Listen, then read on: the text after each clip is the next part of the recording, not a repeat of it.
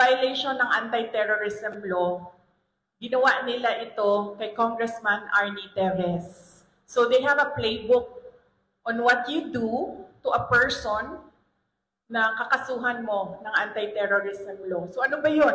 Ano bang gusto nilang gawin? Kaya sila nag-file or nag-charge ng anti-terrorism law. Gusto nila mag-cancel ng passport.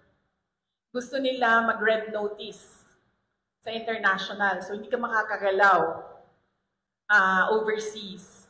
Gusto nila mag-amlak. Anti-money laundering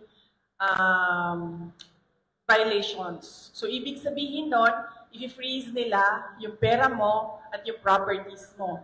Hindi ka makakagastos ng pera at hindi ka makakapasok sa properties mo. At gusto nila mag-issue ng mga search